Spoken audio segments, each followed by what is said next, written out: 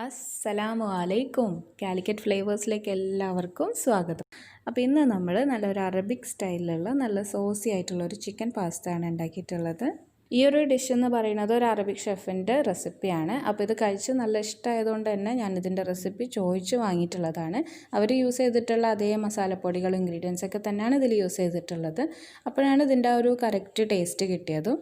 അധികം ഇൻഗ്രീഡിയൻസ് ഒന്നും തന്നെ ഇല്ല. നമുക്ക് സാധാരണ മാർക്കറ്റിൽ അവൈലബിൾ ആയിട്ടുള്ള സാധനങ്ങളൊക്കെ തന്നെ ഉള്ളൂ. വളരെ സിമ്പിളാണ് ഉണ്ടാക്കിയെടുക്കാൻ. പിന്നെ അത്ര സ്പൈസി ആയിട്ടുള്ള ഒരു ഐറ്റം ഒന്നല്ല, അത്ര എരിവിൽ ഉണ്ടാക്കാത്തത് തന്നെയാണ് ഇതിൻ്റെ ഒരു ടേസ്റ്റും. അതുകൊണ്ട് തന്നെ കുട്ടികൾക്കൊക്കെ നല്ല ഇഷ്ടമാവുകയും ചെയ്യും. പിന്നെ ഞാൻ വീഡിയോയിൽ ഒരു ചെറിയ കാര്യം പറയാൻ വിട്ടുപോയിട്ടുണ്ട്. ഇത് നമ്മൾ ദം ചെയ്തെടുക്കുമ്പോൾ കുക്കറിൽ ചെയ്തെടുക്കരുത്. ഇനി നമ്മൾ കറി ഉണ്ടാക്കുന്നത് കുക്കറിലാണെങ്കിലും ഇത് വേറൊരു പാത്രത്തിലിട്ടിട്ട് ദം ചെയ്തെടുക്കുന്നതാണ് നല്ലത്. ഇല്ലെങ്കിൽ വേവ് കൂടി ഉടഞ്ഞു പോകാനൊക്കെ ഒരു ചാൻസ് ഉണ്ട്. അപ്പോൾ ഇത്രേ ഉള്ളൂ. ഇനി നമുക്ക് വേഗം റെസിപ്പി എങ്ങനെയാണെന്ന് നോക്കാം.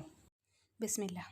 അപ്പോൾ നമുക്ക് ആദ്യം തന്നെ ഒരു കറി റെഡിയാക്കി എടുക്കണം. അപ്പോൾ അതിന് വേണ്ടിയിട്ടൊരു പാത്രം അടുപ്പത്ത് വെച്ചത് ചൂടായിട്ടുണ്ട്. ഇതിലേക്ക് കുറച്ച് ഓയിൽ ഒഴിച്ചു കൊടുക്കുകയാണ്. അപ്പോൾ ഓയിലൊന്ന് ചൂടായതിന് ശേഷം നമുക്കിതിലേക്ക് ഒരു ഉള്ളി കൊത്തി അരിഞ്ഞെടുത്തതും 2-3 പച്ചമുളക് അരിഞ്ഞെടുത്തതും കുറച്ച് ഇഞ്ചി വെളുത്തുള്ളി ചതച്ചെടുത്തതും ഇതിൻ്റെ കൂടെ തന്നെ ആവശ്യത്തിനുള്ള ഉപ്പും കൂടെ ചേർത്തിട്ട് നന്നായിട്ട് അങ്ങോട്ട് താളിച്ചെടുക്കാം. ഇതൊക്കെ ഒന്ന് താളിക്കിട്ടുന്ന സമയം കൊണ്ട് നമ്മളിത് വേറൊരു അടുപ്പിൽ പാസ്ത വേവിച്ചെടുക്കാനുള്ള വെള്ളം തിളപ്പിക്കാൻ വെച്ചിട്ടുണ്ട്. ഇതിലേക്ക് ആവശ്യത്തിനുള്ള ഉപ്പും കുറച്ച് ഓയിലും കൂടെ ഒഴിച്ചു കൊടുത്തിട്ടുണ്ട്. ഇപ്പോൾ ഇതാ നമ്മളെ ഉള്ളിയൊക്കെ ഒന്ന് താളി കിട്ടിയിട്ടുണ്ട്. ഇനി ഇതിലേക്ക് ചേർത്ത് കൊടുക്കാനുള്ള 2 ഇൻഗ്രീഡിയൻസ് ആണ്. ഒന്ന് ടൊമാറ്റോ പേസ്റ്റും പിന്നെ ഈ ഒരു മസാലപ്പൊടിയും. അപ്പോൾ ഈ ഒരു മസാലപ്പൊടി എന്ന് പറയുന്നത് നമുക്ക് കബ്സക്കും മന്തിക്കൊക്കെ യൂസ് ചെയ്യാൻ പറ്റുന്ന മസാലപ്പൊടിയാണ്. ഇതിൻ്റെ ഇൻഗ്രീഡിയൻസ് എന്ന് പറയുന്നത് നമ്മളെ കബ്സ മസാലേൻ്റെ ഒക്കെ ഒരു ഇൻഗ്രീഡിയൻസ് ആണ്. അപ്പോൾ നിങ്ങളുടെ കയ്യിൽ ഇനി കബ്സ മസാല ഉണ്ടെങ്കിൽ അത് ചേർത്ത് കൊടുക്കാം, അല്ലെങ്കിൽ ഈ ഒരു ഇൻഗ്രീഡിയൻസ് ഒക്കെ ഒന്ന് പൊടിച്ചെടുത്തിട്ട് ചേർത്ത് കൊടുത്താലും മതി. അപ്പോൾ അത് അധികം മസാലപ്പൊടിയൊന്നും ചേർത്ത് കൊടുക്കണ്ട, വെറും 2 ടേബിൾ സ്പൂൺ മാത്രം മസാലപ്പൊടി ചേർത്ത് കൊടുത്താൽ മതി.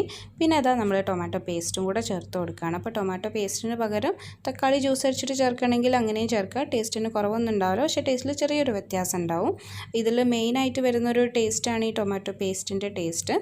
അപ്പോൾ നിങ്ങളിനി തക്കാളി ജ്യൂസ് അടിച്ചിട്ട് ചേർത്ത് കൊടുക്കുകയാണെങ്കിൽ കുറച്ച് പുളി മുന്നിട്ട് നിൽക്കുന്ന രീതിയിൽ കുറച്ച് അധികം തക്കാളി തന്നെ ചേർത്ത് കൊടുക്കാൻ ശ്രദ്ധിക്കുക കേട്ടോ. ഇനി ഇതിലേക്ക് ചിക്കനും കൂടെ ചേർത്ത് കൊടുക്കുകയാണ്. ഞാനിപ്പോൾ എല്ലോട് കൂടിയിട്ടുള്ള ചിക്കൻ പീസസാണ് എടുത്തിട്ടുള്ളത്. അതാണ് കുറച്ചുകൂടെ ടേസ്റ്റ്. നിങ്ങൾക്ക് താല്പര്യം ഇല്ലെങ്കിൽ ബോൺലെസ് ആയിട്ടുള്ള പീസസ് ചേർത്ത് കൊടുക്കാം. ഒരു 3 കപ്പ് വെള്ളം കൂടെ ഒഴിച്ച് നമുക്കിത് നന്നായിട്ട് അങ്ങോട്ട് വേവിച്ചെടുക്കാം. നിങ്ങൾക്ക് വേണമെങ്കിൽ ഈ കറി ഉണ്ടാക്കുന്ന സ്റ്റെപ്പ് കുക്കറിലും ചെയ്യാം കേട്ടോ. ഇനി നമുക്ക് പാസ്തൻ്റെ കാര്യങ്ങൾ നോക്കാം. അപ്പോൾ ഞാനിത് ഈ ഒരു ഷേപ്പിലുള്ളത്, ഈ പെന്നി ഷേപ്പിലുള്ള പാസ്തയാണ് എടുത്തിട്ടുള്ളത്. ഇത് കുറച്ച് കട്ടിയുള്ള ടൈപ്പാണല്ലോ. ഏത് പാസ്ത വേണമെങ്കിലും എടുക്കുക, പക്ഷേ കുറച്ച് കട്ടിയുള്ള ഇതേപോലത്തെ ടൈപ്പ് പാസ്തയാണ് കുറച്ചുകൂടെ നന്നായിട്ട് തോന്നിയിട്ടുള്ളത്. ഇതാകുമ്പോൾ പെട്ടെന്ന് അങ്ങോട്ട് ഉടഞ്ഞു പോകില്ല. ഇനി കുറച്ച് കട്ടി കുറഞ്ഞിട്ടുള്ള പാസ്തയൊക്കെ ആണെങ്കിൽ നിങ്ങൾ അതിനനുസരിച്ചിട്ട് കുക്കിംഗ് ടൈം ഒന്ന് കുറച്ചാൽ മതി. വെള്ളമൊക്കെ നന്നായിട്ട് തിളച്ചിട്ടുണ്ട്. ഇതിലേക്ക് നമുക്ക് പാസ്ത ഇട്ട് കൊടുക്കാം. എന്നിട്ട് ഇതൊരു പകുതി വേവാകുമ്പോൾ തന്നെ ഊറ്റിയെടുത്തിട്ട് നമുക്ക് കറിയിലേക്ക് ഇട്ട് കൊടുക്കണം. ഇപ്പോൾ നമ്മളെ പാസ്തയൊക്കെ ആവശ്യത്തിന് വേവായി കിട്ടിയിട്ടുണ്ട്. നമ്മളെ കറി അവിടെ റെഡിയായി കിട്ടിയിട്ടുണ്ട്. അപ്പോൾ ഞാൻ അടുപ്പ് ഓഫ് ചെയ്യുകയാണ്. ഇനി ഈ പാസ്ത ഊറ്റിയെടുത്തിട്ട് നമുക്ക് ഈ ചൂടുള്ള കറിയിലേക്ക് അങ്ങോട്ട് ഇട്ട് കൊടുക്കാം. ഇനി നന്നായിട്ടൊന്ന് മിക്സ് ചെയ്തെടുത്തിട്ട് നമുക്കൊരു അരമണിക്കൂർ ഈ ചൂടിൽ മൂടി വെക്കണം. ഞാനിപ്പോൾ അടുപ്പ് ഓഫ് ചെയ്തിട്ടുണ്ട് കേട്ടോ.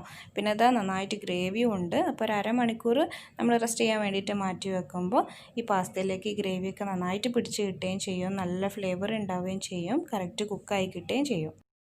നല്ല ചൂടുള്ള കറിയിലേക്ക് തന്നെ പാസ്ത ചേർത്ത് കൊടുക്കാൻ പ്രത്യേകം ശ്രദ്ധിക്കുക കേട്ടോ. അപ്പോൾ ഒരു അരമണിക്കൂർ കഴിഞ്ഞിട്ടുണ്ട്. നമ്മൾ പാസ്തയൊക്കെ ഉഷാറായിട്ട് ഇവിടെ റെഡി ആയിട്ടുണ്ട്. ഇതിലേക്ക് വേണമെങ്കിൽ നമുക്ക് കുറച്ച് മല്ലിയിലയും കൂടെ ചേർത്ത് കൊടുക്കാം. ഇനി ഇത് നല്ല ചൂടോടുകൂടി തന്നെ സെർവ് ചെയ്യുക. ചൂടാറിയാൽ അത്ര അങ്ങോട്ട് ടേസ്റ്റായി എന്ന് വരില്ല. നല്ല ഫ്ലേവറുള്ള, നല്ല സോഫ്റ്റ് ആയിട്ടുള്ള, നല്ല സോസി ആയിട്ടുള്ള പാസ്ത ആണ്. വല്ലാതെ ഡ്രൈ ആക്കി എടുക്കരുത്. കുറച്ച് ആ ഒരു സോസും കൂടി കൂട്ടി കഴിക്കുമ്പോഴാണ് ടേസ്റ്റ്. അപ്പോൾ നിങ്ങളെല്ലാവരും തീർച്ചയായിട്ടും ട്രൈ ചെയ്ത് നോക്കുമെന്ന് വിചാരിക്കണം. അതേപോലെ തന്നെ നിങ്ങളുടെ അഭിപ്രായങ്ങളൊക്കെ അറിയിക്കുമെന്ന് വിചാരിക്കണം. അപ്പോൾ ഇൻഷാ അല്ലാഹ് ഇനി നമുക്ക് അടുത്ത റെസിപ്പി ആയിട്ട് കാണാം. അസ്സലാമു അലൈക്കും വറഹ്മത്തുള്ളാഹി.